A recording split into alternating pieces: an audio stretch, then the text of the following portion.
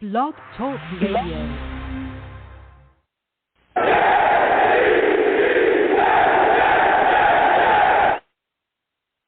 What's going on, folks? It's your boy Joe, and I'm back at it again. I'm back at it again.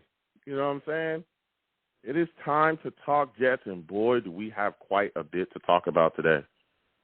Man, we're going to be talking about the Jets' cornerback position. We're going to be talking about a lot of rumors that's swirling now. There's guys that supposedly might be out there. Amari Cooper. A lot of people also talking about Allen Robinson to the Jets. The Combine is well going on. We have some standout guys from the Combine that really put on today. And we got Mekhi Becton in the gym. A lot of negative comments from Jets fans. So we're going to be discussing quite a bit. You know what I'm saying? 515-602-9639 is the number. Call in. Salute to all the savages in the chat. But let me go ahead and start the show. Listen, I'm the man of the people. I'm here for the people. Let me shamelessly promote my Facebook page.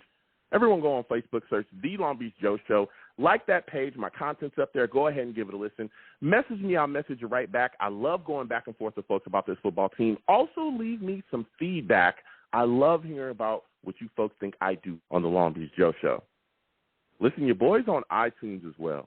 You know what I'm saying?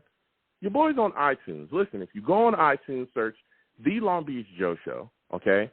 Subscribe to that podcast on iTunes and leave your boy some feedback.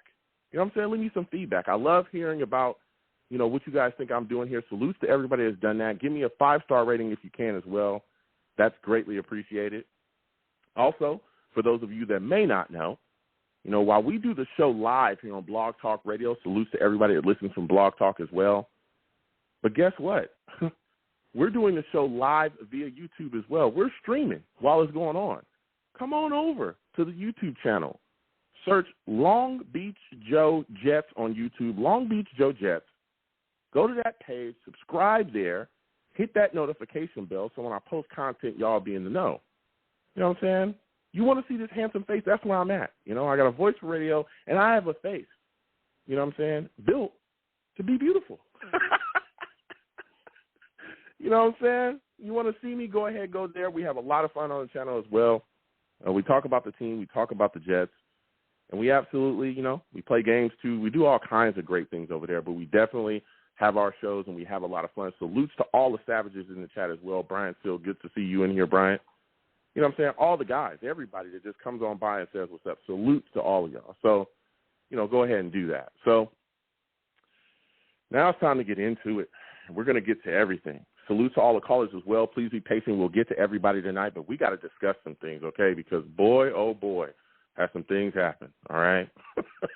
First off, you know, we're looking at the Combine that was coming up, and the first thing that kind of came out was that Saleh was not going to go to the Combine. Now, there was a lot of Jets fans that immediately came out and said, hey, Saleh's not at the Combine. What's going on with this? What's going on with that? He came out and he said during his press conferences, listen, I know, you know, people are saying these things, people are saying that, but he and some of the people on his staff as well decided not to go because they felt like they could use their time more efficiently for their off-season prep. You know what I'm saying? They could use the time at home and just kind of take care of stuff. They didn't want to throw that off.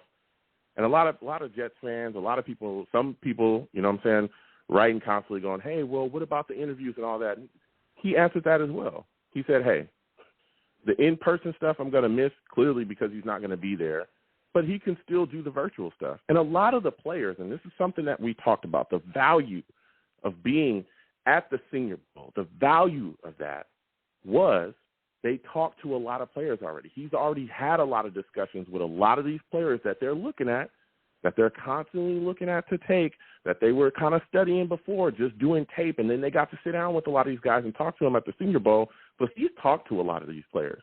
He's had discussions with a lot of these dudes that he thinks he's going to be able to take and coach up here. So he's also going to continue, you know, again, when they have the interviewing process once again, you know, during this process of the Combine and doing all this stuff, he's going to get involved in that as well. So to me, it was a lot of dust up from some fans, but I understood it a little bit. But at the end of the day, again, they've already kind of gone through their processes. The general manager, Joe Douglas, and all the guys that he's got to, you know, take over there are there.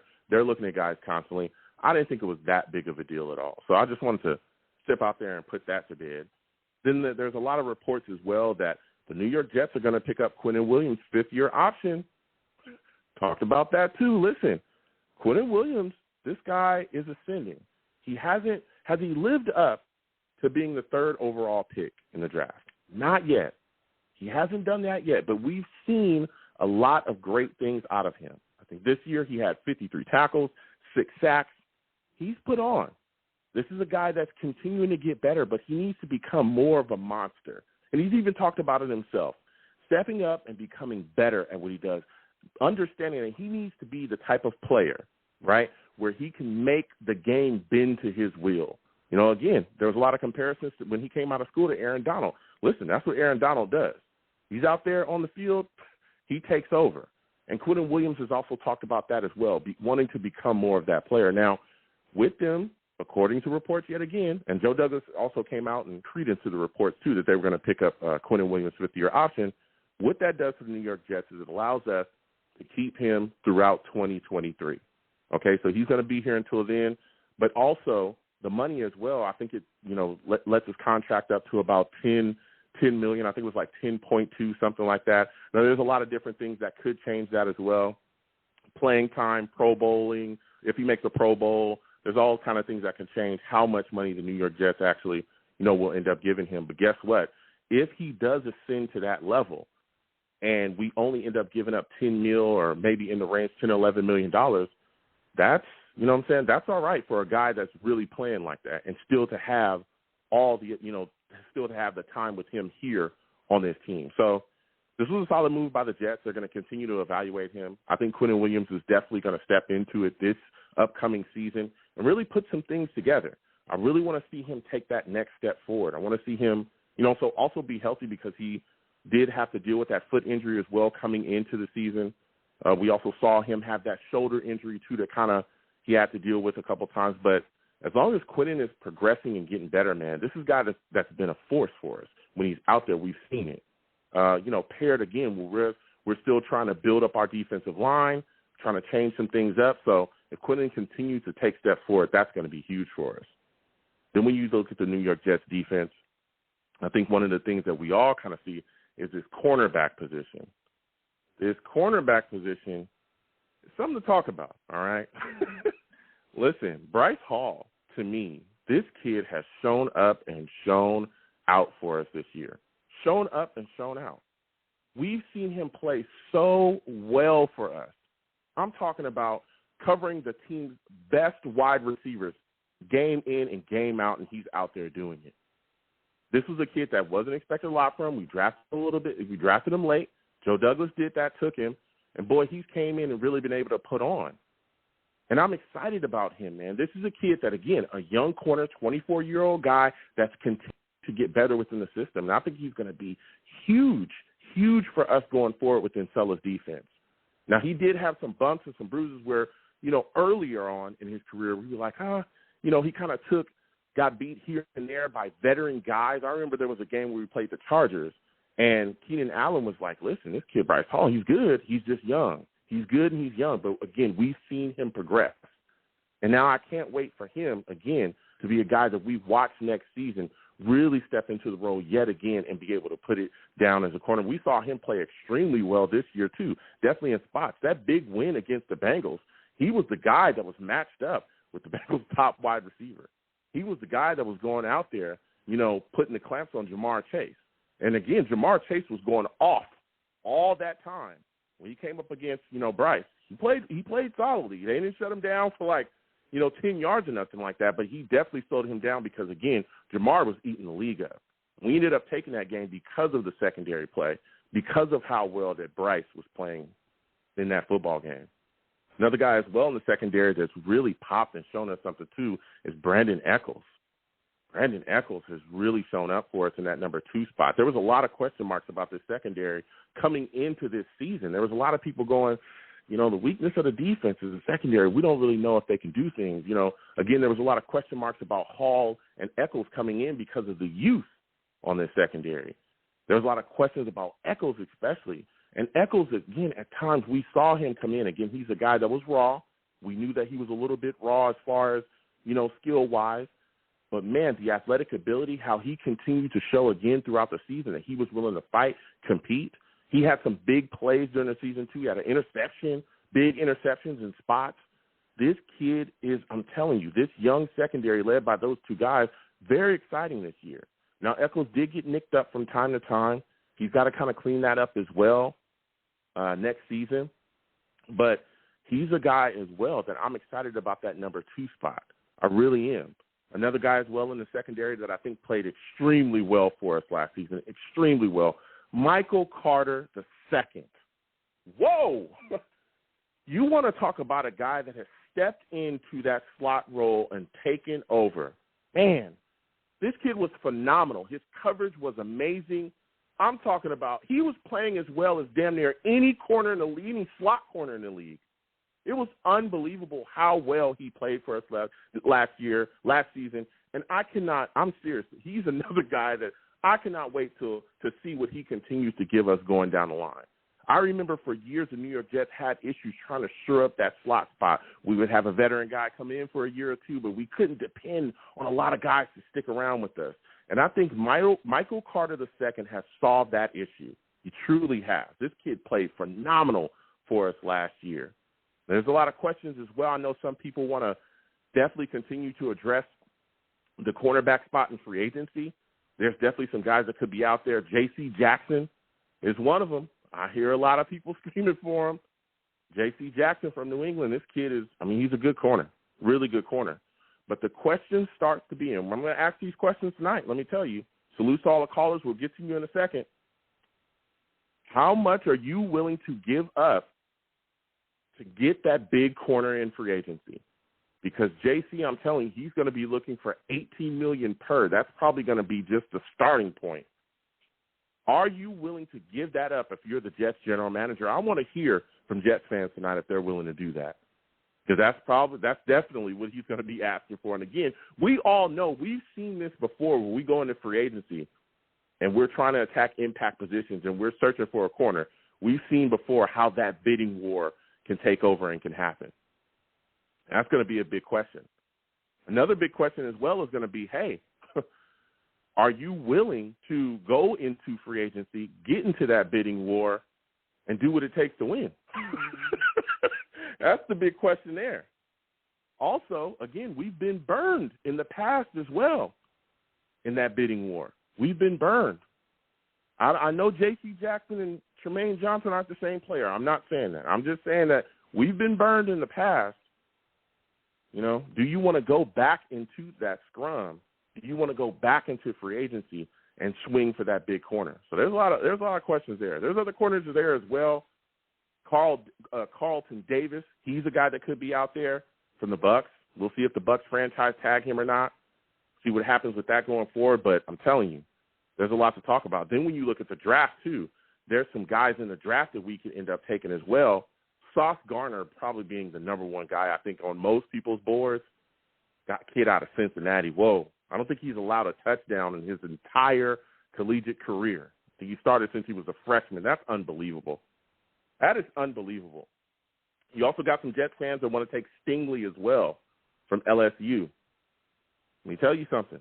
I like him. There's some questions, particularly about that foot. You get a foot injury as a corner, and it continues to linger on. That could really hurt your career. So we're going to get to these lines again. 515-602-9639. 515-602-9639 is the number. Call in. We are taking all callers. I want to hear from y'all. Lines are hot. First, we're going to my guy, Monty. Monty, we're coming directly to you. We're going to start off hot. We're going to start off hot. We already know me and Monty. What's happening? You know? Hey, you know, security let me in, man. They pulled out the red carpet for your boy. Oh, no. See, you heard nothing at first, right? Because that's a silent alarm. I've turned up the panel for you. Okay? That's the panel in my room. That's the silent alarm. Oh, man, I thought think you got in, man. but you didn't. Yeah. You think you got in easily, but you didn't. You know what I'm saying? So, salute to you, Monty. Okay. Good to hear from you. What's going on with you, man? How you been? I've been all right. But I'll tell you what. Things are heating up with the New York Jets, right? We got a lot of stuff going on. I want to start with the cornerback position with you. When you look at this New York Jets current cornerback position depth, right? What are your thoughts about Bryce Hall? What are your thoughts about him? Do you feel like he's a legitimate number one corner? I think the dude has talent. I think he has talent. He's big. He's physical, and I feel like he fits perfectly in that Rob Saleh scheme because that's what they're mostly like. He likes big physical corners, and it's mostly a zone concept. So if you're looking for somebody like that, not really too much into, I don't really see him as a man-to-man corner as much. I see him really thriving as a more so like a, zone corner. I think he's perfect. And he has a lot of upside as well. I just want to see him to continue to grow, and, I think he'll be okay. I think he'll be all right. I like Bryce Hall, man. He's good. Yeah, he is. Now, you look at the other side as well. One guy that I was really surprised by was the performance of Brandon Eckles at times. I thought that he really stepped up, played well for us. He had some big interceptions this year. Do you feel confident in him remaining the number 2 corner as we continue to go forward? Do you feel like the pairing of Hall and Eckles is what we should do going forward? Do I feel confident? No. But does he have potential? Yes. And I think this is the first time that I've actually been confident in some guys that they can actually grow into the player that I want them to be. I think Eckles can be a high level player, but like I said before, Joe, like they just have to consistently do it. I feel like the talent is there, but can they prove on a week-to-week basis that you can count on them? And I just don't know. I don't know about Eckles yet. I don't know if we can fully count on him yet. But I see the talent. I see the talent. I think he was a good pick. So, I mean, I just want him to see, this next year, I just want to see them players that we think that they can be week to week. And, that's what really, changed the bad players to the good players to the great players. Consistency, man. Yeah, absolutely. And I think I understand your take there because, again, we've seen Eckles also deal with injuries as well, getting nicked up, missing games here and there, or making big plays in games and then missing the second half or missing critical drives and stuff like that because he's been nicked up. So I understand what you're saying there because I want to see him be a little bit more healthy so he can be out there on the field and make those plays. So I get the questions about Joe, the confidence about it going feels forward. good. It feels good actually having guys that we can possibly believe in. It's been a long time. As anybody, I've been super hard on Joe Douglas to the fact me and you got into many arguments about it. But I'm finally starting to see some of the players really blossom. But this year is going to be a critical year for Joe Douglas and these players because if they don't take that next leap, I feel like the foundation is there. We've got enough players, but they just have to take that leap and continue to grow and don't regress. Don't be like Denzel Mims and just, okay, we see promise, we see this talent, and then, the next year comes out, we don't see you on the field. We can't have that from any of the players. The foundation is set. Now we just have to go to we have to go to free agency and build a little bit more on top of that. And, man, I feel like we should be straight, man. Yeah. Now, when you talk about free agency, that's where I wanted to go with you. Dude, if you're looking at this defense right now, you're going into free agency, are you swinging big for big-name corners like J.C. Jackson and some of the other guys that's going to be out there? Are you swinging big? Let's stick to J.C. Are you swinging big for J.C. Jackson? Would you be willing to give him $18 million per? No, because he doesn't fit the scheme. He doesn't fit the scheme in which Saleh wants to do. So I wouldn't personally. I think he's a hell of a player. But if you're just gonna just give him money just to bring him here, then go ahead. He's a player, But I don't think he's gonna thrive here. We don't have the scheme that fits what he does and have him produce at that high level. So I would say, me personally, I would say no. It's a little rich for my blood. I would more so want to go with like a Carlton Davis. I think he fits Rob Saleh's scheme. I would try to, if they don't franchise him, I would try to go after a player like that. Okay. Yeah, and I talked about him earlier in the show as well. I think the Bucs might end up using that tag, but if they do let him hit free agency, let me tell you something, he's definitely going to be a guy that a lot of teams are going to go after. Now, yeah, you have to line up and get him. Yeah, absolutely. And again, that's the big thing about me is when you talk about pass rushers, when you talk about corners, you talk about those kind of positions, those guys get paid in free agency. And it just seems like a lot of the times, not all the time with corners, but especially a lot of times with corners, those guys get paid and then they go to those other teams and things just never kind of, lead. Right. Right. Right. But you know why? But you know why though, Joe? Like they try to, the Jets always get into this position where they try to win the headlines. They don't really get into, okay, how can we find the right player to build the team? Just like we got into it with Le'Veon Bell. Le'Veon Bell, we signed him, but was the team ready for Le'Veon Bell? No. We don't do anything that Le'Veon Bell was good at. We didn't have a good offensive line, so why sign him? The only reason they did it was, we got to win headlines. Okay? So I think the Jets, it's not really about, it's not about the money as much. It's about knowing your coaching staff and knowing the players you're going to need and going out and getting them. And if you feel like there's a player out there who really fits your scheme that could take you to the next level, then go and get him by all means. But I'm not about names. I'm more so about can this player help us win? And if they can do that, if Joe Douglas can do that, then that's fine. And I hope he doesn't, once he finds that player, he doesn't become this cheapskate. Yeah. I mean, guys are going to want to get paid. But I think that's the thing that's going to change, I would say, this year from last year. I think Joe Douglas understands where the team is, and I think at this point he understands he's going to have to spend a little bit because of the spot that we're in, especially if he wants to protect Zach Wilson properly. Look, you can utilize your picks on the offensive line. That's fine. But then after that, it's like, okay, there's still some spots. So we're not going to be able to draft every single position that we need here, right? Because we still need so much. Right. So it's like you're going to have to utilize free agency. But the big thing is utilizing free agency correctly. And I think that's what, again, I'm not accusing Joe Douglas of this. I think he's brought in some guys that have done well. But we've seen in the past, right, where, like you just said, we've seen guys get signed here by Mike McCaffrey that just ate up our cap and things never worked out. You've got to find the value in free agency. When you're signing guys and bringing in, they have to come in and be able to play well for the type of money that they're bringing in and not just bringing a name. Exactly, Joe. And don't you think it's just total opposite? Like we have like Mike Tannenbaum and we had Mike McCagnon, and they would just try to look for the big name.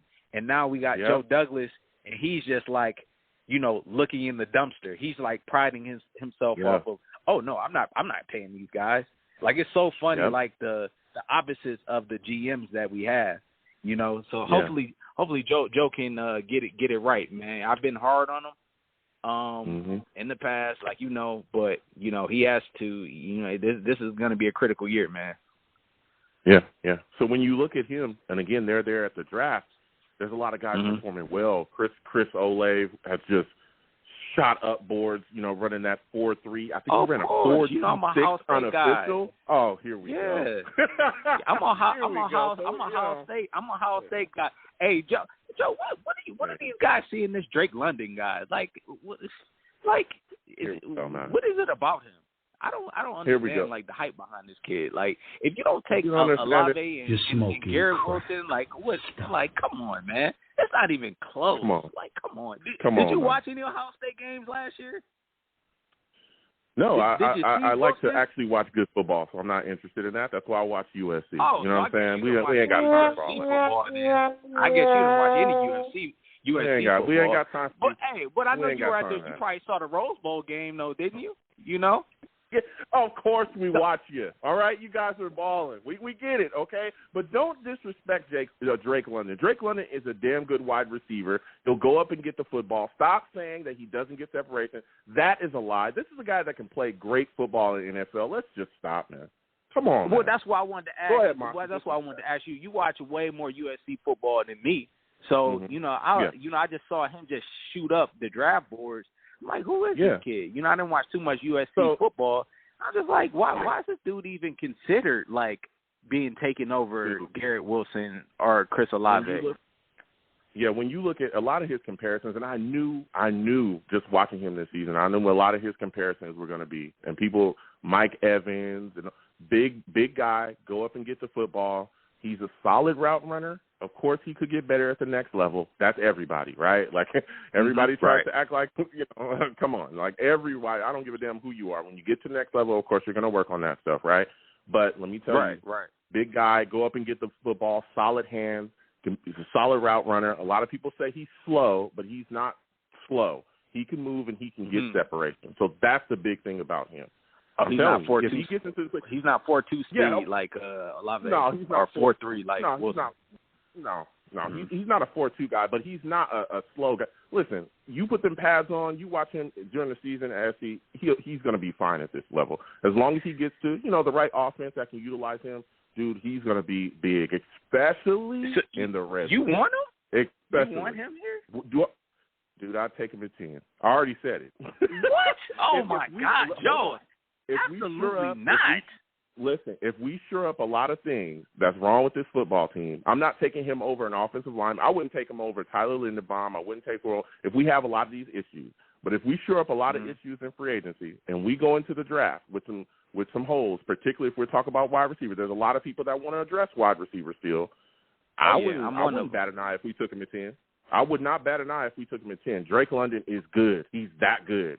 And I know a lot of people just want to disrespect him simply because everybody wants to hate on USC. You know what I'm saying? It is what it is. No, it's he's like a damn good player. Speed. Okay. But you got to have.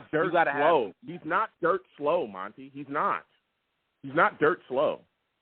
He's not. He can move. Speed kills at that next level. Like if you look at the championship teams, like they have a lot of speed, and you got to get fast at that position. Like Elijah Moore is cool. He's fast, but you have to be fast at all. You have to have mismatches, and I feel like a dude like Garrett Wilson who can also catch. He gets yards after the catch as well, and he's a deep threat. And he can run the full route tree. I feel like that, that beats out a big body who can, box out, Like even though. Yeah, but that's not all he does though. He can move. Like I said, the comparisons, Mike Evans, Mike Williams as well. Those are very accurate. Yeah, those are very kind of accurate, I guess, comparisons. Even though I can't stand when you compare those guys to guys that's really just going crazy. What was his 40 time? I don't know I don't remember what his 40 time is, but he can move. Like, I don't remember what he was running, especially during the season. But he's not, when you watch him on tape, he's not a slow guy, dude. He's not slow at all. I know people just want to say that, but he's not. So my last question before I let you go, because we're getting heated up. I got quite a bit of callers. Amari Cooper. I got you. His name's being thrown around now, right? Amari Cooper's name's being thrown around. You got Allen Robinson being thrown around as well. A lot of people already saying that Allen Robinson is going to be a Jet. If you have to pick one of those guys, who are you taking, man, in free agency? If I had to, if you have to, I would go. I need a hot take. To be honest, I wouldn't take either one of them. To be honest, but if I had to take one of them, I would go with Allen Robinson. Allen Robinson is a dog. He's a dog.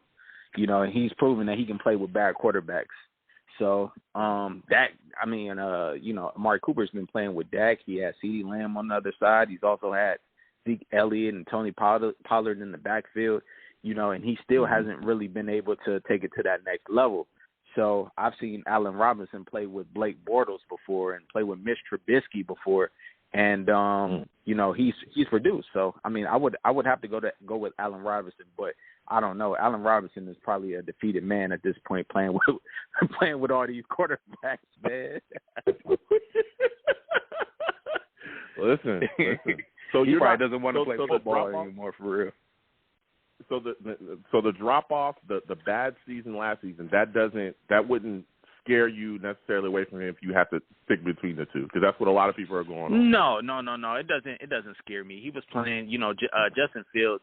I mean, at this point, he was really, really raw, and I don't think it was an indictment on Allen Robinson. I just think it was more of an indictment of the coaching staff of the Chicago Bears. They just didn't put the players in position to be able to succeed. And when you don't do that, you're going to have a season like Allen Robinson has had last year. So when I watched the games, he was getting a lot of separation and he was freaking dudes, but he just wasn't able to get the ball, Yeah. Yeah, I'm telling you. I've seen that. I remember when Trubisky was there, and I watched a couple games where Allen Robinson was open on like 4 plays in a row, and Trubisky either threw an interception or threw it into the dirt. And then you see them move forward. And again, I like Fields a lot, but I thought he suffered. I thought he suffered this year again in that role within the offense and just having a young quarterback out there. So I hear you. I take him as well. But I'll tell you, there's a lot of love for Amari Cooper out there, and I think he's good as well. So, but listen, Monty, I got to get back to these lines, man. I want to thank you for shout calling out to you, tonight. Joe. Shout out to you, man. You the best on here, man. And I just wanted to, anytime I can get on and show love, like my schedules is all over the place now, so I don't get to check in with you like I normally do. But man, just keep doing your thing, man, and I'm always gonna support you, bro. Absolutely. Thank you so much, Monty. Salutes, man. Salutes.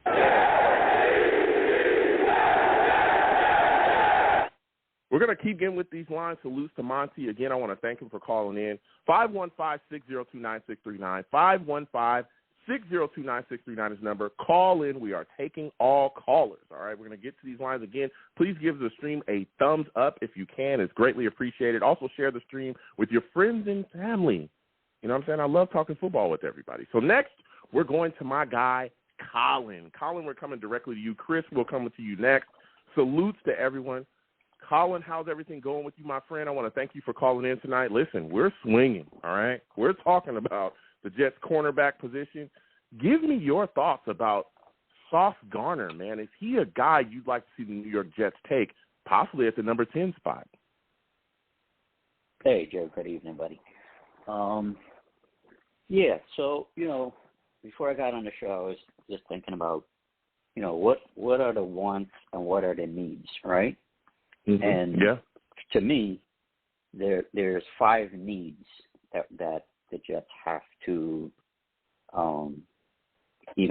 entertain. So one is for me an edge position, the cornerback, the safety, the tight end, and what was that 4 I gave you, and a right guard, right? Those are my 5 needs. Cornerback, obviously, I think we should if we could sign one in free agency, that's fine.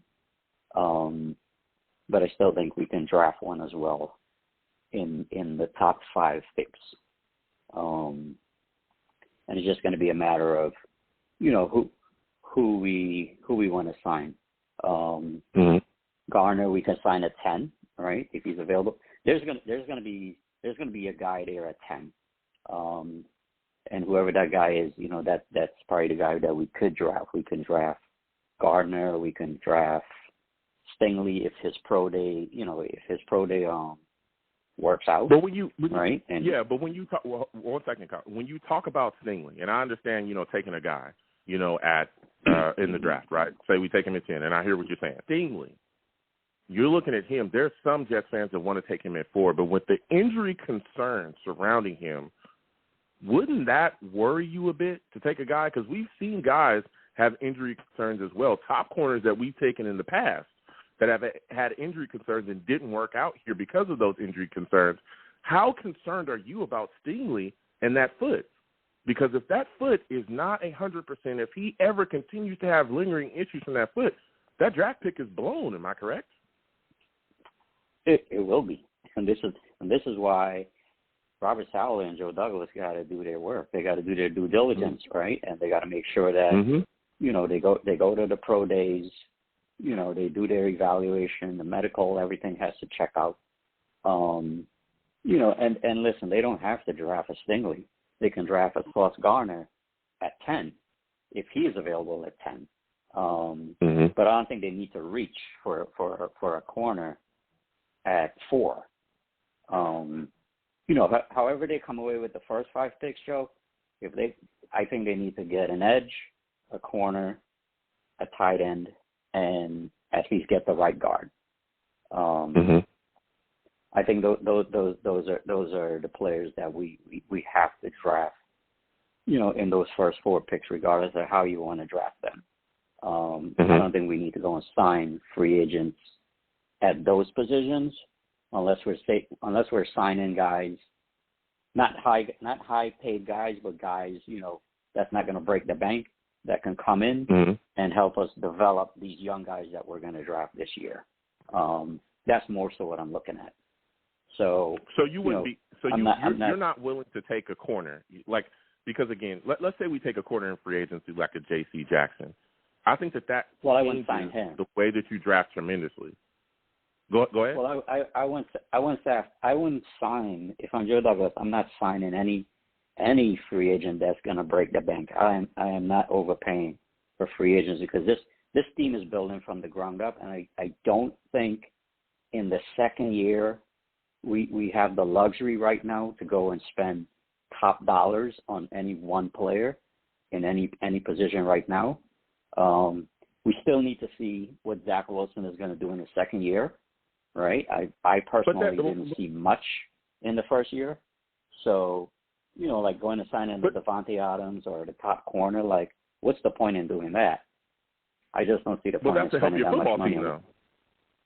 That's to help your football team. But okay, for instance, it will, let's do this. But I think let's say a guy like James Daniels, right? You're not going to pay James Daniels nothing to come here. Or you're not going to, you're going to have to pay that guy to get him in the door. Well, that's the right guard. You're going to have to pay what is the going rate in free agency. And again, there's going to be a lot of teams vying for his services as well. You're going to have to pay a guy like Ryan Jensen if you want him to come in here, who at this point, right, from what we know, is the top center that's going to be in free agency. You're not going to give these guys pennies to have them come in here. You're going to have to spend. I don't think it's about not spending in free agency. I don't think it's about not doling out the cash for certain guys. I think it's about ensuring that the guys that you do give cash money to, because you're going to have to pay somebody. Because, again, we need to be competing this year. And I'm not saying we have to just wildly spend like McCagnon. What I am saying is you need to make sure that you do what it takes to get the guys that you need to bring in here. The nickel and diming, I'm telling you, it's not going to work. It's just not. No, because the nickel and diming is not going to work if you want to protect Zach Wilson. If you want to protect Zach Wilson effectively, go ahead. Right, the nickel and dime is not going to work. But personally, when I look at let's talk about the cornerback position, right? So, in my opinion, I think we can go out and we can get a corner in the draft. Whether we get the guy at 4, we get the guy at 10. We get him at 35 or we get him at 38. I think we can get a very good corner in the draft.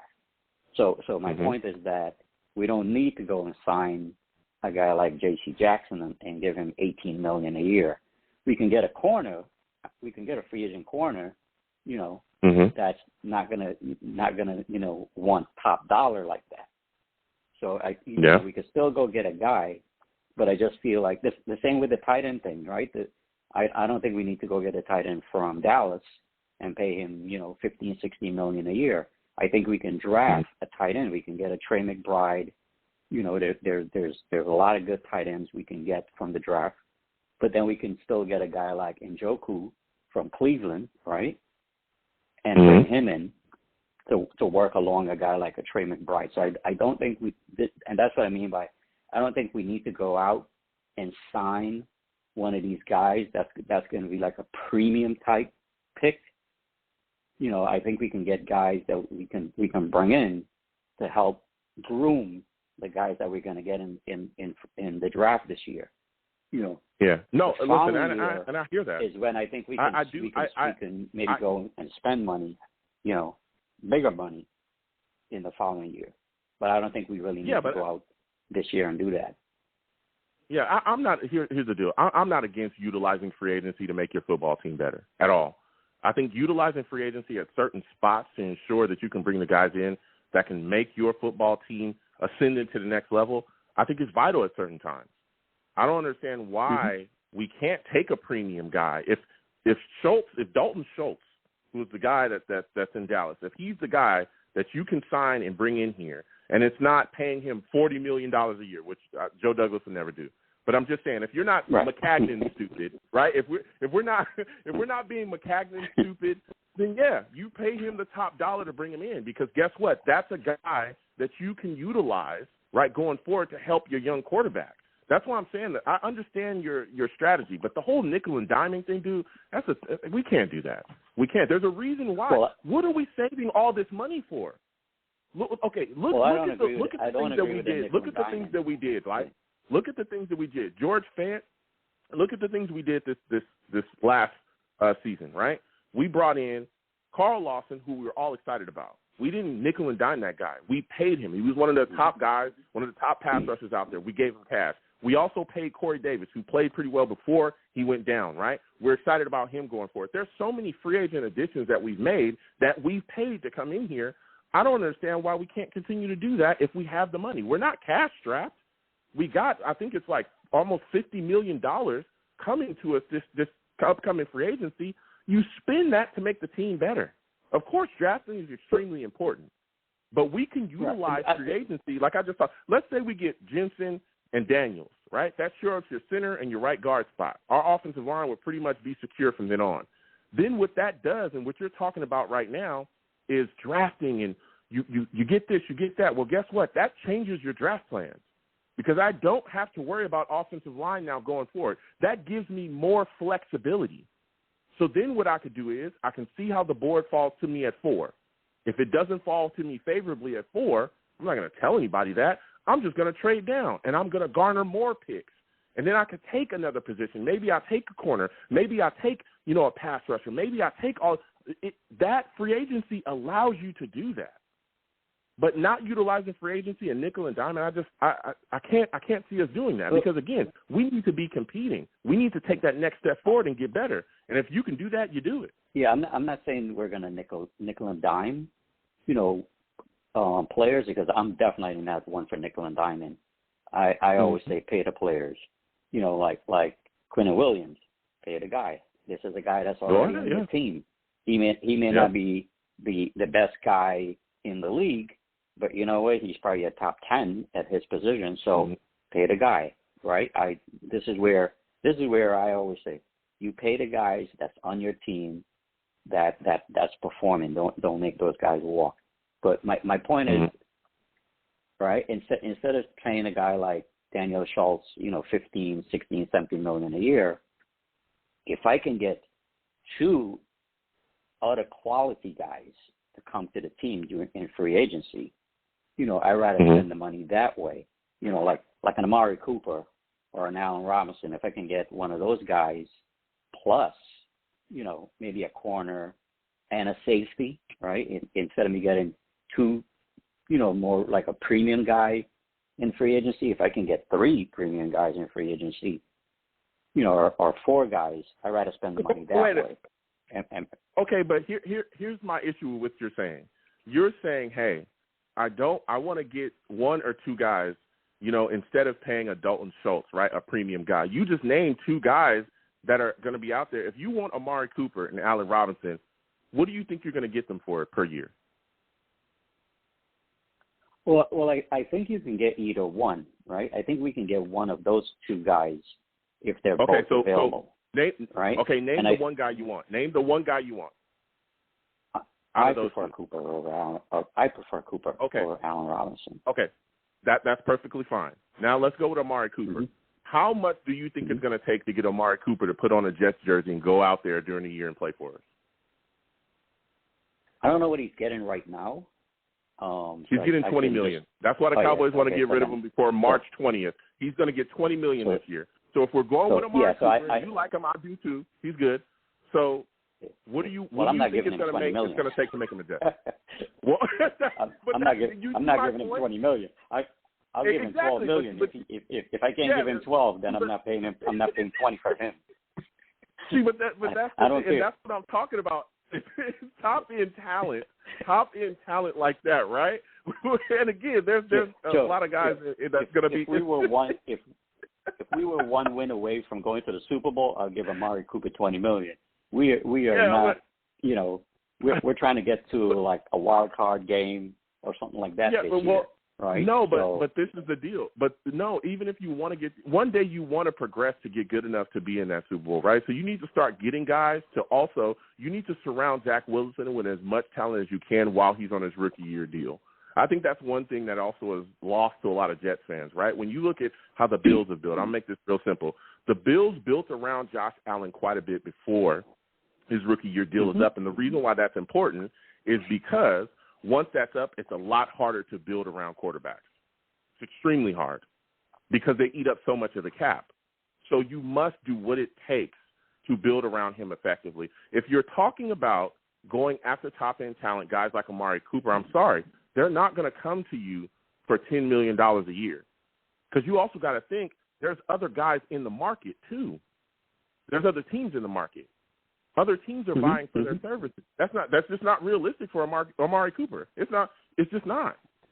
That guy is due $20 million. He may not get $20 million. He may get $20 million somewhere else, but he, that's what he's making right now. Right. So he's not going to come to us for $12 million. So this is what I'm saying. It's like when you look at free agency and how it works, if you're going to pay the top end guys, you go do that, right? But you need to make sure that if you're trying to surround your quarterback with players that are going to play well, players that are going to protect him, hands that he's going to be able to throw to, that you do that effectively. You don't have to dramatically break the bank, but you do have to give up cash to make it happen. Right. So I guess, So I guess, if I did my homework on Amari Cooper, I probably wouldn't even mention his name. My point is that we have 4 picks in the top 40, right? 40 picks this year. All right. So guys that are going to cost too much money in free agency is what I'm saying is that I think those are the guys that we should try to more so go after in the draft, right? And the guys, maybe it's the O-line, maybe it's the defensive line where you're not spending 16, 17 million, on free agencies, and maybe you can spend, around 10, 12 to bring in some guys. Then those are the guys I'm going to go more harder for in free agency, and then go get the guy, go get that wide receiver. There's quite a few wide receivers we can draft, right? There's a guy from USC that you like, right? We can go get that big guy. Yeah. We already got 2 other wide receivers on the team, so we can go get a Drake London, on the 10th pick. If we need to give Zach Wilson more weapons, we can go get a Trey McBride on 35. Now we have two weapons you just added for Zach Wilson right there, right? So that's my point.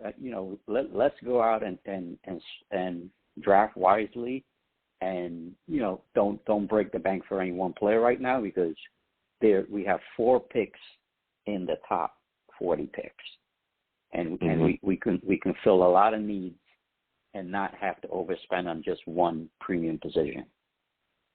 That's just my take. We can get an edge. No. We can get the tight end, the wide receiver, and we can get a corner in the 4 picks. So, that's just my take. Be smart about how you're signing free agents and how you're going to draft this year. And I think this team, will go from 4 wins to 7-8 wins. If they play their cards right. Yeah, we definitely got to be smart, but I think if there's a guy that you covet, and if we have the money, as long as you're not destroying your cap, and there's going to be guys that we're going to have to attack and we're going to have to go after. But, Colin, I want to thank you for calling in, man. It's been phenomenal speaking with you, all right? You have yourself a good night, my friend. Yeah, Joe, take care. All right, you have a good one. Listen, calling in with some heat, all right? I get it, all right? But we got to continue to address this team, and if we can, free agency could be the way. I'm not saying every single position we're going to have to attack that way, but we must do what it can. We must do what it takes to make sure that we get the guy that we covet. I'm sorry, but free agency, when you go into that market, you're going to have to pay. There's no getting away from it. and especially if you want to compete. You can utilize free agency to make your football team better. It's not. I know that we don't think that because there's a lot of issues from the past, especially with bad general managers. But we didn't dramatically overpay last season, and we got some quality free agents in here. But you're going to have to pay them. Can't nickel and dime guys to come here, and especially when the New York Jets don't have, like, some illustrious history. It's not like we're the Patriots. It's not like we're, the Bucks where players are willing to come here because, hey, they have a long history of winning. No. You're talking to the guy right here that talked to people about the Jets tax. For those of you that don't remember what the Jets tax is, when you're the Jets and you're bad, people want to take more to come play with you, come play for you. All right? That's how it works. Now, of course, that's starting to be dissolved because we got some momentum. Saleh's in here, Joe Douglas. A lot of people respect them, but still, we have not been a winner. All right? You got to keep that in mind when we're talking about free agency and some of these players. They're going to want cash to pay here. Can't nickel and dime them. But salutes to my guy, Sean Gully, with the big donation.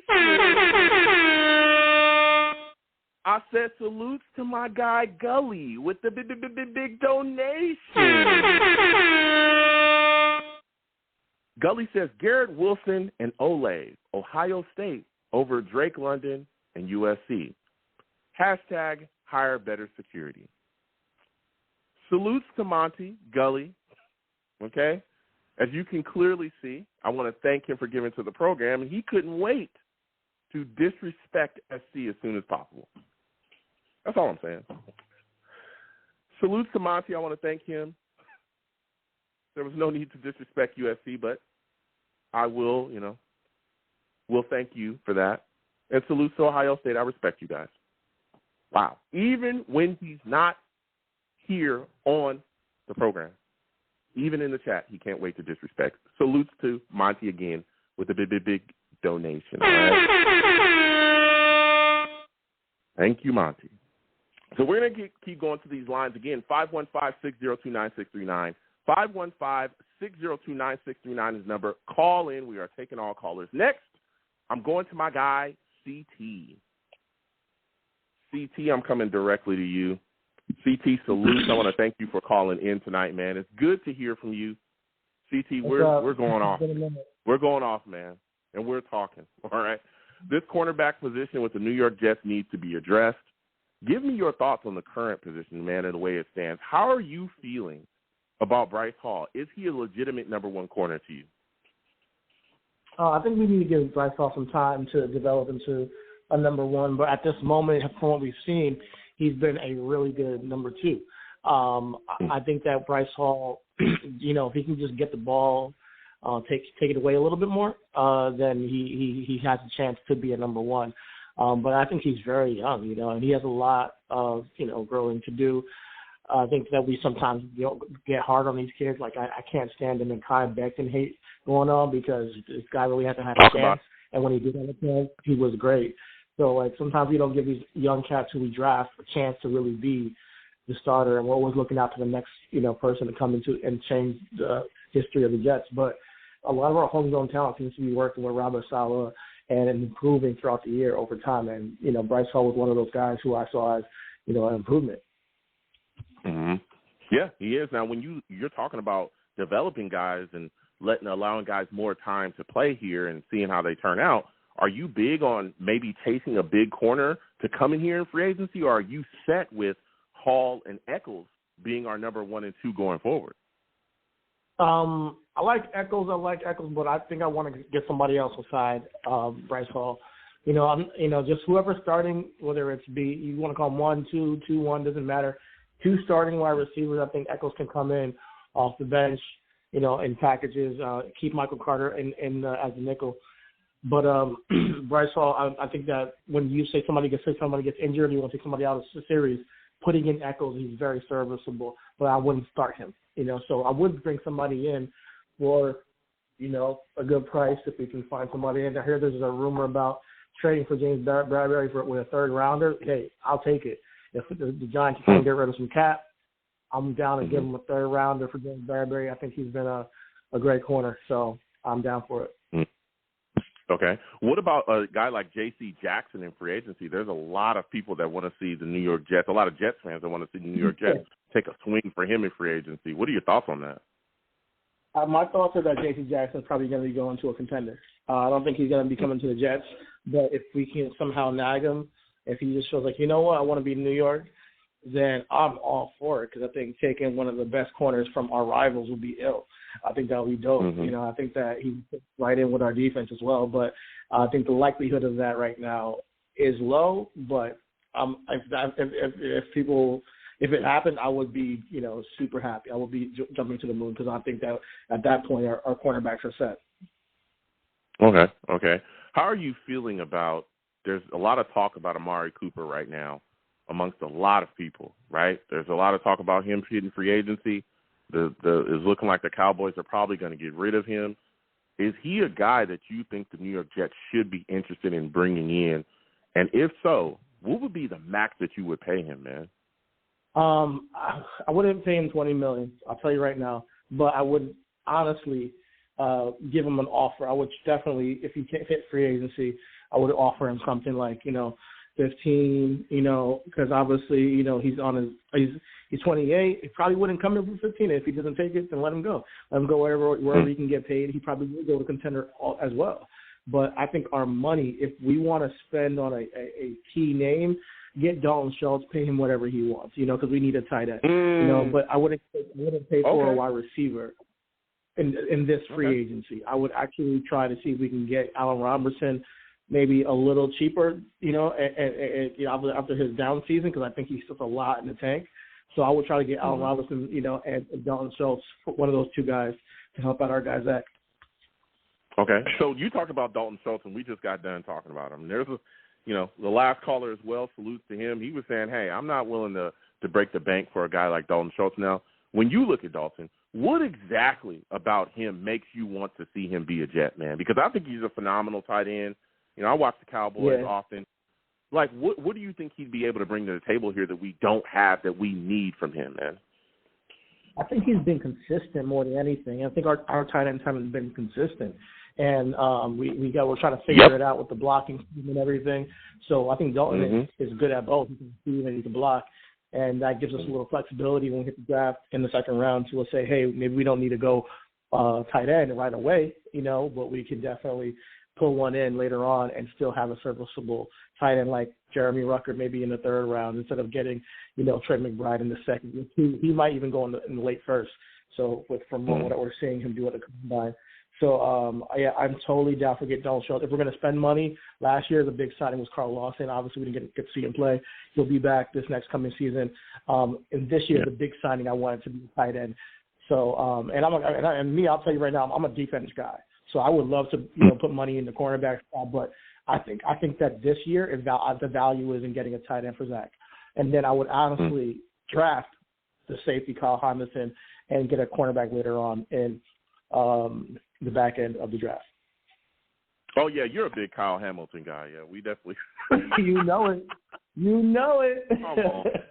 That guy's a unicorn, you tried to just slide that right past me, and it was not going to work. Listen, I understand, right? I get it, but in no scenario, I want to make sure that I let everybody know this. In no scenario do I think the New York Jets should take Kyle Hamilton at 4. Okay? Y'all are haters. Huh? Y'all are haters, man. Kyle Hamilton. Like, you got to be talking about. I hate y'all. I swear. Come on. Now we all haters. CT, what more do you want from me? What do you want from me, CT? We got it. Nobody's a hater. I want to be very clear. Nobody's a hater. We're just having to set things straight, CT. There is no way you can look at this Jets roster and go, safety is definitely something we should take it for. What? We can definitely agree on Kayvon Thibodeau. If we get him, I would get him before Kyle Hamilton. But other than that, there's nobody else that would take before Kyle Hamilton at number 4, in my opinion. You know, that's in my opinion. I mean, I understand it's not popular, but at the end of the day, I think that it's worth it for his talent. I think that it's going to make it, once we see him on the field, y'all not going to regret it. I'm telling you. But I get it, you know, and especially because we got 2 first-round picks. How often do we have this opportunity to say, you know what, the best player in the draft. We have actually the luxury to do it. Why not take him and then take the offensive lineman Charles Cross at number 10? I think that would be dope. So, like, that's just my dream scenario, and I know it's not popular. But hey, if Kayvon's there, take him first before Kyle. Yeah, if not, get my back on Hamilton. Listen, I'll tell you what. There's a definitely. I would take IK before I would take him. Ekwonu, I would take him easily. Easily over a safety. Yeah, I would take him over. And I get it though, CT. Like I said, he's a great player, but I am not going to take a safety, especially when we have needs at edge. And you talked about a guy that I asked the question. A lot of Jets fans, what do they expect from Carl Lawson coming back from this injury? And there was a lot of varying answers. And it seems like, at least with you have a big amount of confidence in him coming back and being able to perform after this injury. So what are your expectations of him next season coming off this torn Achilles? Do you think he's actually going to come back and just immediately give us crazy sack numbers? Let me ask you a question. Did you watch One Just Drive last year? I watched a little bit of it, yeah. Yeah, so there's certain people and certain mentalities that I don't bet against. And Carl Lawson has that mentality. And there's certain people who came back from that injury. It's like it's impossible. And I think that with the way he approaches the game, the leadership he brings to the table, and leaving the Bengals and coming to the Jets, he's going to want to come and do something and really make his legacy on our team. And I can't wait to see him. Honestly, I think that he's being slept on as far as the conversation of what's going to happen next year. But I think as things obviously move on after the draft, people are going to really be excited to see him in training camp and be just as good as he was last time. So I really believe in Carl Lawson. I believe in Mike McCarthy as well. But Carl Lawson, man, his mentality, I don't bet against him. He just seems like a guy who's going to not be denied. And if it wasn't for his injury, we would have saw it this year. But I can't wait to see it. And if we get KP, that offensive line is going to be crazy. It's going to be sick. Man, let me tell you something. Look, I love Carl Lawson. I expect him to come back. Yeah, I do expect him to come back, and I think he's going to be all right. But I don't know if I can expect the big sack numbers. I get his personality is huge. You can see it on social media. I mean, this guy he loves the team. Jets fans get riled up on him. The day we signed him, he came up with the Jets. That was wonderful. But that torn Achilles is an injury that is tough to come back from. And let me tell you something. It takes you about a year to kind of get back into form. So that's why I'm big, and this is why I don't want to have a safety come here, is because, listen, let's not take a safety at 4. Let's take a pass rusher. I want 2 or 3 pass rushers. That's what I want, because we're in a passing league where you can get bombed over at any time, and we've seen the effectiveness of pass rush and how much it can make great quarterbacks look like mere mortals. We saw what the Bucs did. Bombed on. Yep. And we don't want the safety that can prevent that. And that's the thing. What I'm trying to say with y'all. See, but everybody has their own narrative. That's not our own narrative though. CT. What I think you're missing is we're not getting bombed on because our safety play is so bad. We're getting bombed on because we don't have a pass rush. Serious? That's why. Yeah. We don't have a pass rusher. We don't have a pass rusher. We don't have a pass rusher. Carl Lawson went down. There was nobody to answer at all. John Franklin Myers was decent for a couple games. Outside of that, especially the last half of the season, he was a non-factor. After him, who was the pass rusher? Nobody. Here's what I'm saying. So hear me out for a second. The defense. Hold on 1 second. I'll hear you out in just 1 second. I'll give you the last word. How can you look at a defense, right? Because we're supposed to be running exactly what the Niners run. We're supposed to look like them exactly defensively, right?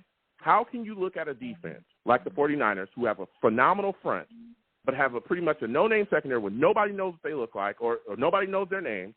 How do you think that this works? Because the defense is built from front to back, not back to front. It's all about pressure. That's how this defense works. You don't need an all-pro safety. You don't need a generational safety. You don't need any of that stuff to have a great defense in this league. You need a pass rush, and we ain't got that. We don't. All right. Go ahead. I hear what you're saying, and that's one way to look at it, and this is how I look at it. I look at this draft as one of the deepest pass rusher drafts we've seen. It may not be a Chase Young in there, but I think it's hella deep.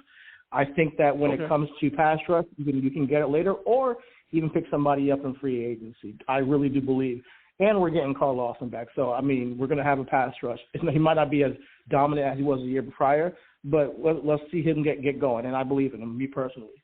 So I look at it from this standpoint. It's a deep edge rusher draft, but after Kyle Hamilton, there's a big dip to the next safety. The next safety is probably going to be taken in the second round at earliest. It might even be the third. So that's why I'm like, all right, since we have no safety literally on this team, like I don't think it's absurd to say, hey, you know what, this one that's as good as everybody's seeing, and you can see it on tape, and you've also developed him to be a special player who's also a leader. This safety, who's probably people are saying the best person in the draft, since we have 2 first-round picks, that's a luxury. We have the option to take a little bit of a gamble on the best player. On top of that, you get an edge with the number 10 or get offensive line with number 10. So I'm down either way. And only under the scenario where Aiden Hutchinson and Kayvon Thibodeau are taken prior to pick 4. And that's my take. And it's just one opinion. It's just one way to look at it. I'm not saying I'm like the right one, but I'm saying that's how I prefer it as far as approaching the draft and free agency. Yeah. Yeah. No, listen, and that's why we go back and forth, CT. That's why I respect you. You're going to come in and bring your takes, even though I don't agree. I respect it. You know what I'm saying? So salute you, CT. But I respect it. Hey, listen, I respect your takes there. So, so my last question before I let you go, and Tom will come to you in a second. My last question before I let you go is, I know you probably saw the workout video from Mekhi Becton that was put on social media, right? He's in the gym. He's getting himself, ready to go for this upcoming season. He's doing the off-season workout stuff. He's prepping himself. There was a lot of negative takes from Jets fans. I will say that. There was a lot of people telling him that, hey, you should have been in the gym. This looks like it's the first time you've ever been in the gym, all this kind of stuff. Give me your thoughts about some of the hate that we've seen for Mekhi Becton since the injury, man. Do you feel like a lot of Jets fans have turned their backs on them? And then when he comes in this season, if he comes in and shows out, do you think a lot of those fans will turn around? Yes, I think Jets fans are very fickle, and they have a short-term memory. They don't remember what he did in his rookie season and how happy they were that we got Mekhi Becton at number 11. So, I think that you guys really need to go back and watch his rookie season because it's not his fault that he got rolled on, So to just doubt him because he's a big man, it's easy as a guy who's that big to say, oh, it's your weight, and just point the finger at his weight because he's bigger than everybody else on the field. But when he's also dominating those guys, y'all ain't going to talk about his weight. You're not going to hear that. You're not going to hear that. The only reason why you're saying that because he hasn't been on the field. That's the only reason. So I think people are kind of hard on him, and he's a young kid, So give him his chance. Give him his chance to actually prove that he's one of the best left tackles in the league. And I'm telling you, we'll see something this year coming up if he stays healthy. Yeah, absolutely. You know what? Listen, man. Salute to CT. Let's give CT a hand. You know what I'm saying? CT came with the tape. He came with the tape.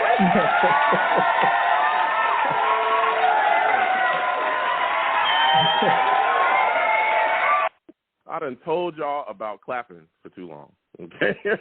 I'm not paying y'all for that. Listen, this dude wants to take a safety at 4. I'm definitely not paying y'all for clapping for him, okay? All right? He came with the take, but let's not get too crazy.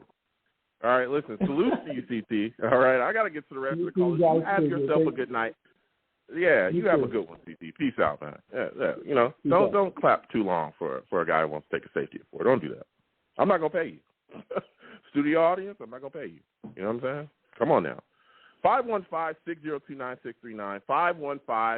515-602-9639 is the number. Call in. We're taking all callers. When you call in, please be patient. We'll get to everybody.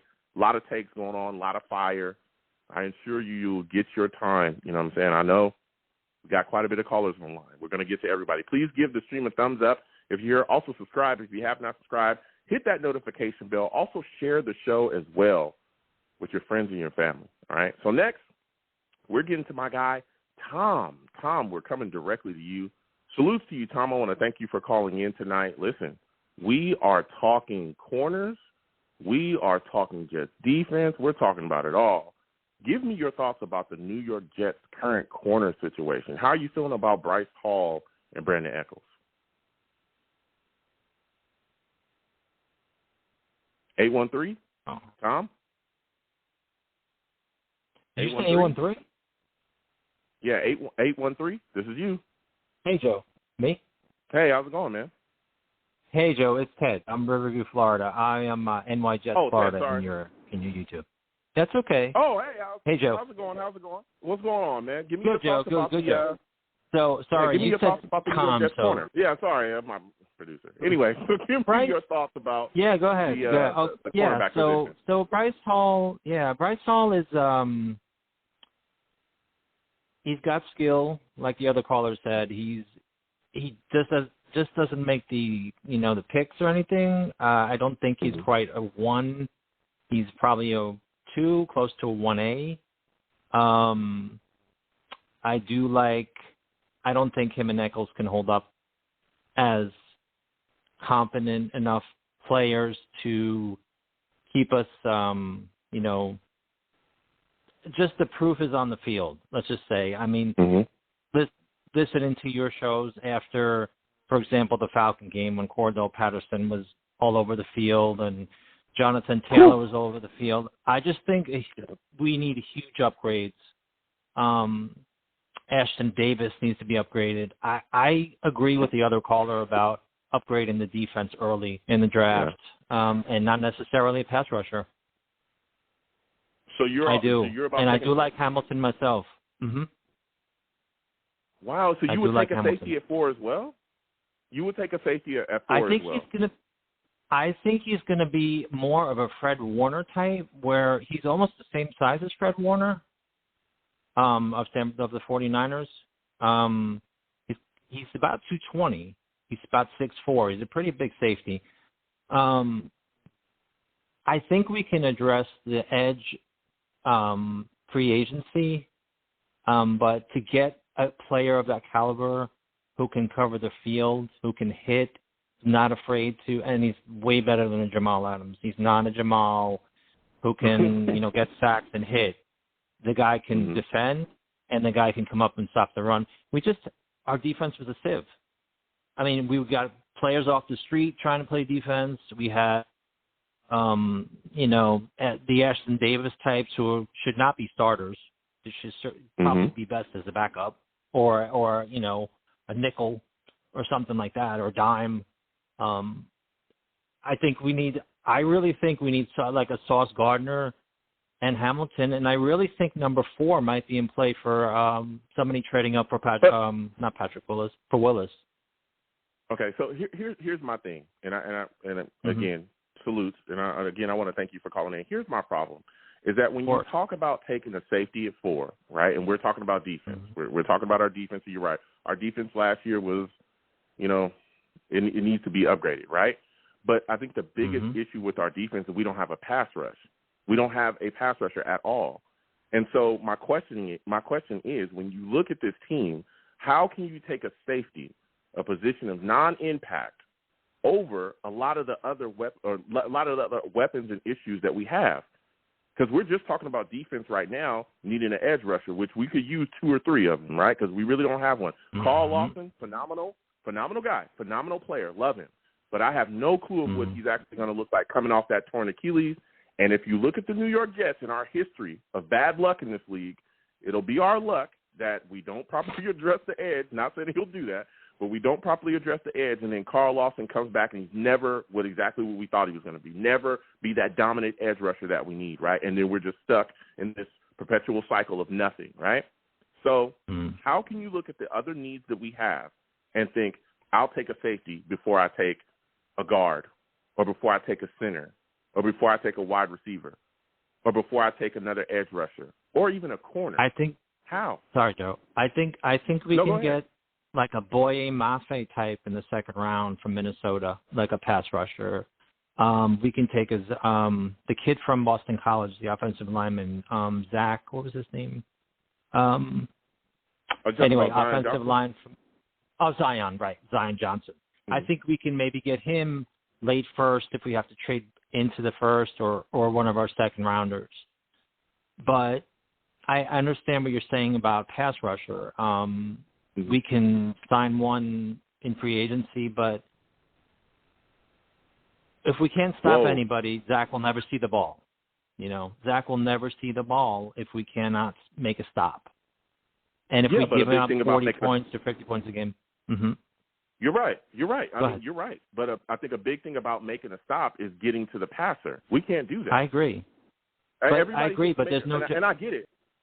I get a lot of the, hey, we need a safety because we're getting bombed over. We're getting bombed over and we can't make a stop because we have no pass rush. That's the biggest problem. Yes. If you look at the top defenses in this league, they have 1, 2, sometimes even 3 guys that they can send at you. Yes. We have no one. I agree. We I don't agree. have anybody. We did have we did have Jamal Adams. Well, yeah. Even when Jamal Adams was here, we were still losing. Like it was still. That's true too. That's why he was gone. That's why he left. Yeah. Uh-huh. I understand, Joe. But Joe, let me just say this. I look at number 4. Okay, I look at number 4 pick, and I say Joey Bosa. If Joey Bosa was there at 4, yes. But I don't think any of these guys. Well, first of all, the kid Hutchinson's going to be gone. I think Thibodeau could slide, but I don't think Thibodeau's is worth a 4. And I don't think the third, really? The second. That was literally going to be. I my don't next think question. so. I don't think so. Wow. So I don't think he's you're worth telling a me 4. you would pass on Kayvon Thibodeau if he's sitting there at 4? Would I pass on him to take Hamilton? I happen to believe so. If you can get a competent free agent, get a competent free agent edge rusher, and get like a Mafe in the second round, somebody like that. But I just see the defenses. I understand the pass rush will help, certainly, but I just look at the Rams, for example. They traded for Ramsey. They gave up a lot for Ramsey. If you don't have the competency in the back end, you'll never stop. How are we going to stop the Bills? How are we going to stop Diggs? Nobody can cover Diggs. Yeah, but but you're talking corner and safety is not the same thing. But if you look at the Rams, let's say if you're talking about the Rams safety, or you're talking about safeties being as important as you're trying to make the argument to be. If you look at the Rams, if you look at the Bills, if you look at these teams, you name it, they all have phenomenal pass rushers. Like the Rams got Von Miller, they got a boatload of guys they can send at you. The Bills, my God, the Bills is just everything they do over there is rushing the passer. We don't have that. That's why I understand, and I've gotten into it with a bunch of Jets fans about it. I get it. Hamilton's phenomenal. He's phenomenal. Right. But you cannot talk about taking safety when you don't have a pass rush. And I love Boye Mafe, but again, if Thibodeau is there, I'm taking him at 4. If I can grab another guy, I know some people aren't talking about him, but I've been talking about him quite a bit. Jermaine Johnson. I mean, anybody see him at the Senior Bowl? Even after the Senior Bowl. I mean, this guy is phenomenal. Why is no Jets fans talking about taking him? Because he's a guy that can fit in the scheme as well and handle business. Hell, yes, sir. Even before that, we're just talking about safety, but again, we're not even talking about properly protecting Zach Wilson. I'm taking Tyler Linderbaum at 10. I'm taking him before I would take him. I would take Tyler Linderbaum at 4 before I would take a safety, because safety is an impact of non-position impact. It's non-impact position. Maybe theoretical. I'm not going to take that over. I'm not taking a safety over an offensive lineman, and I'm not taking a safety over a pass rusher. I'm not. Well, let me blow your mind. I would take Hamilton. Well, let me blow your mind, because I wanted Sauce Gardner and Hamilton. That's my 2 picks. So there you go. Those were my 2 dream picks, because then you have a number 1 corner, and you have a roving safety like Tyrann Mathieu, who can cover and can hit and be the quarterback of the defense. Besides Mosley, but I understand all your points about the edge and everything. I guess it all depends on how they value certain players. But I have to say, Joe Douglas used the word Swiss Army knife or something. No, unicorn player. He talked about a unicorn player in his presser, and Kyle Hamilton was referred to as a unicorn player. I don't think it may be a coincidence, but I just think he kind of dropped that little thing in there, maybe, to say he liked Hamilton. I'm not sure. Yeah, but here's the thing with Joe Douglas, and again, that unicorn player. And we've seen Joe Douglas talk up players and butter them up, and really work other teams up to do what? To utilize them and use them. to trade down and destroy you or to throw you off the trail of another player. Joe Douglas is so savvy, dude. We've seen him he traded Jamal Adams for 2 first-round picks, an overrated box safety, and told us the entire time we intend on him being a Jet for the rest of his career. I can't wait to sign Jamal Adams go back and listen to all that stuff. And what did he do? Once things really got going, he got his ass out of here as soon as possible. Gone. Mm-hmm. Exactly. For great Hey, value. Joe, let me say one more thing. I hear what you're saying. Go ahead, man. Sorry, Joe. Joe, the number 4 pick, if it's traded, though, may not have to worry about that. But how far can we go down where you would feel comfortable still taking a quality player? If you traded number 4. Mm-hmm. Ooh. I wouldn't, there's, to me, especially with Joe Douglas being here, I wouldn't mind if we traded down maybe to 9. Honestly, it would depend on the package, right? It depends on the package that we get back. If the package is moving you to the point where you're really getting big capital and allows us to continue to build, dude, I wouldn't mind trading down quite a bit at all, because I believe in the ability of Joe Douglas. And I think that, again, we have so many positions of need, and there's so many players that we can still get and address. There's talk, again, like I said, I'd take Tyler Linderbaum at 4, but there's talk about him being there until 10. Jermaine Johnson has been brought up. He's supposed to be there until 10. You see Olave really shooting up the boards. Everyone knows I love Drake London. These are all players that are fitting into positions of need for us. Because a lot of people still think we need, a wide receiver to pair up to make our offense even more deadly. We still need offensive linemen to make it more deadly. We still need, pass rushers to make it more deadly. There's some corners that could be there as well, make us more deadly. Yep. So, trading, low or maybe even a little bit outside of the top 10, again, the package would have to be something serious, for us to move. But, dude, if we got something that could really change us and our outlook, I have no issues with that whatsoever. So that's going to be my question for you. And it's going to be a last question before I let you go. That's my question for you is, if we're trading out of 4, what's the furthest you're willing to go down?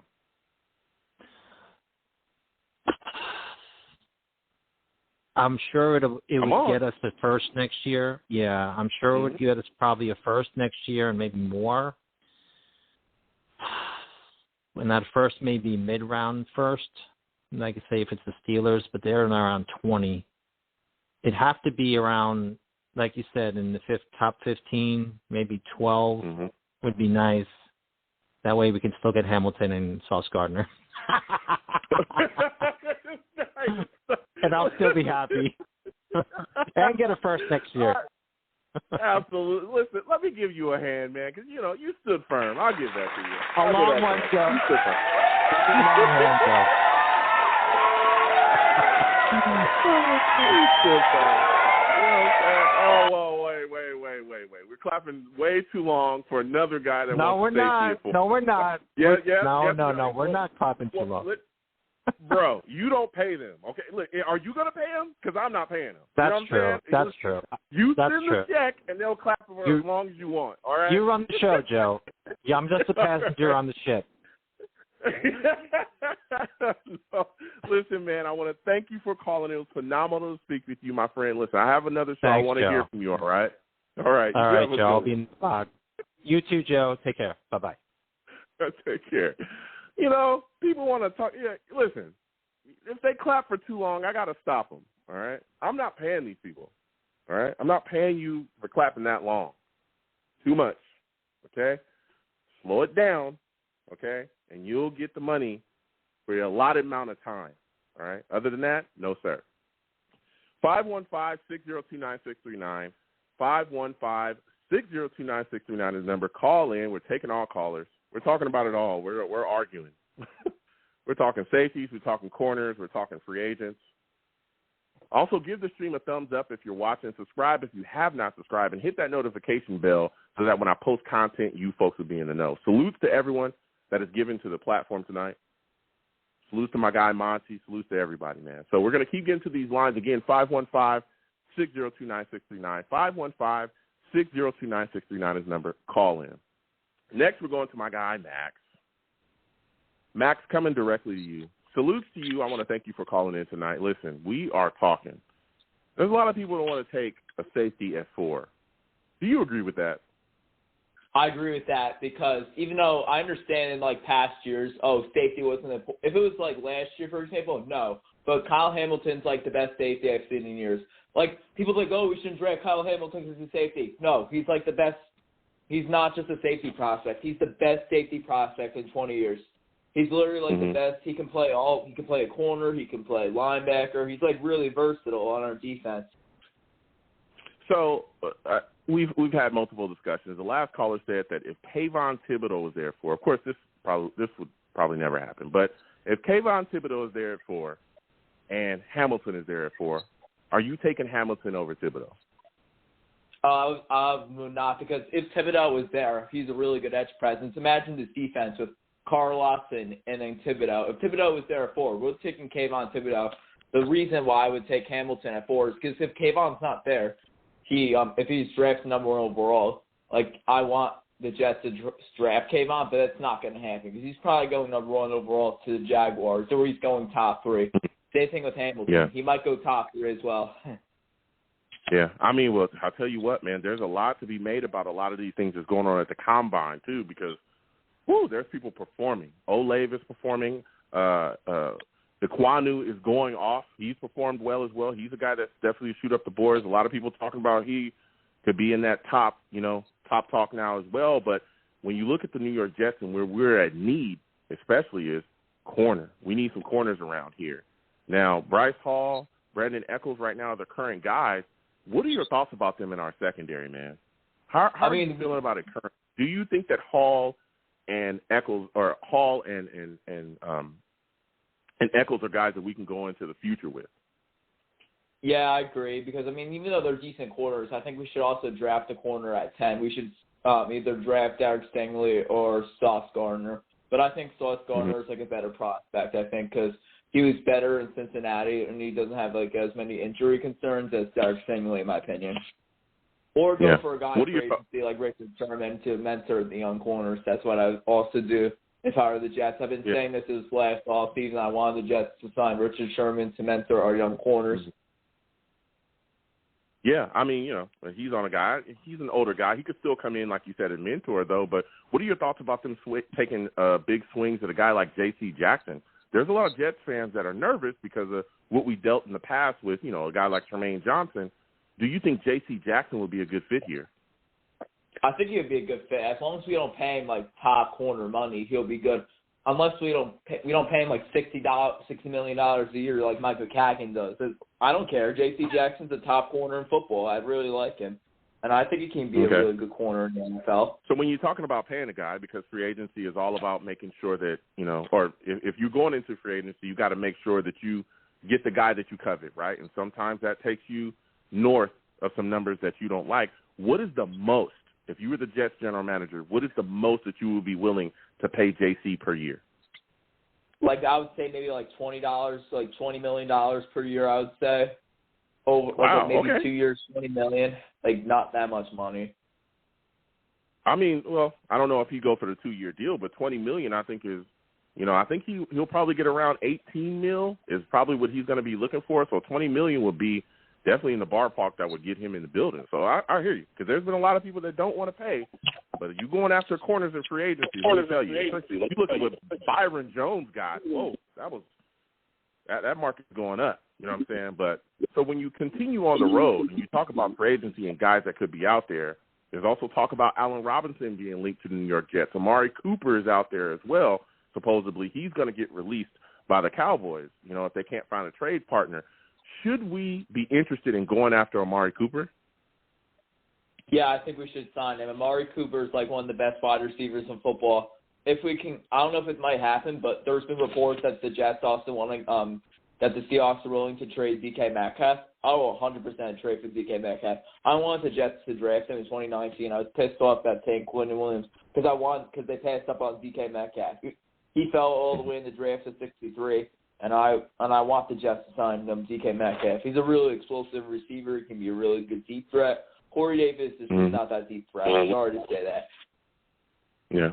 So if you're trading for DK, like you just said, what exactly are you giving up? What is the package that you're calling the Seahawks to offer, man? So I would offer probably the number 10 pick, and then like a fifth, and then like a third and a fifth. Wow. Okay. You're doing what it takes to get the guys, man. You're doing what it takes to better this football team. The 10th pick, though. Okay. Right. Yeah, I mean, he's a big time wide receiver. Probably. You get him. Yeah. So my final question for you, man, because, again, there's a lot going on out here. When you look at the situation with Mekhi Becton, he's posting his workout stuff up. There's a lot of negative comments coming and hate coming towards his way. What are your thoughts about that, man? What are your thoughts about Jets fans getting after a guy like Mekhi Becton that's working his way back into, you know what I'm saying, getting back on this field and doing what he needs to do for us? I don't understand why the Jets fans are complaining about his workout. If he's actually working out and staying in shape, I don't agree. I don't care. Like, oh, maybe because he was injured like last year, but he didn't have good conditioning. This is the same thing to me. Like, oh, Jets fans can complain all they want, but I'm the same thing with Mekhi. I'm always wanting to work hard and stuff. I'm using my track as an example. I'm working out for track, trying to do my best. Same thing with Mekhi Becton. It's the same thing. I don't know why these Jets fans are just trying to get more followers on social media by posting negative shit about players, which is not me. Watch your language. It's a family show. Watch your language. Go ahead. Watch it. Okay, so I don't understand why Jets fans, like, on social media criticize a player. Like, it's just annoying. Like, oh, they just want to do for likes, but it's just not. It's not the same thing. Yeah. Listen, Max, you got some takes there. I agree with you. But so I'm going to go ahead and let you go, my friend. I want to thank you for calling in tonight. You have yourself a good one, all right? Okay. All right. Listen, Max calling in with the fire. He said he wants to give up quite a bit for DK Metcalf. A first, a third, and a fifth. I don't know about that, okay, especially with some of the needs. DK is phenomenal. But the 10th pick, a third, and a fifth, and then you have to make sure you pay him as well because he's got that deal that's coming to a close. Whew. Listen, this has been a hot show, folks. This has been a hot show. We've had a bunch of callers, a lot of different perspectives going on, a lot of fire spit. We'll go ahead and close out. Listen, I am the man of the people. I'm here for the people. Let me shamelessly promote my Facebook page. Everyone go on Facebook, search The Long Beach Joe Show. Like that page. My content's up there. Go ahead and give it a listen. Message me. I'll message you right back. I love going back and forth with folks about this football team. Also, leave me some feedback. I love hearing about what you folks think I do here on The Long Beach Joe Show. I am on Twitter as well. All right? I'm on Twitter. YoungJ000. Again, YoungJ000. All right? You want to troll me? No problem. I'll troll you right back. And I will have my Vera Tucker jersey on at all times. At all times. There's been a lot of disrespect tonight against USC. I don't like that. A lot of disrespect, okay? But we'll put that away, okay? Because Vera Tucker, as we have seen here, Elijah Vera Tucker, one of the better guards in the league. All right? Young player. Just started playing for us this year. You see what he does. Guess where he came from? Fight on. So when you troll me, hit that follow button. I'll troll you right back on there as well.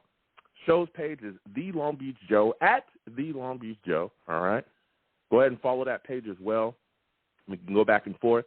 I'm also on YouTube as well, folks. Long Beach Joe Jets. Go to YouTube, hit that, put that in the search bar. When you get to that page, subscribe, hit that notification bell. You want to troll me, no issues, hit the comments, and I'll troll you right back. We'll go back and forth. And as always, people, when you see me in person, it is arms out, chest open, free hugs for everyone. Okay? Free hugs for everyone. These hugs will cost you absolutely nothing. No matter what anyone says, the hugs will always remain free. I want to thank you folks for listening. I want to thank everyone that gave to the platform. You folks have a good one. Peace.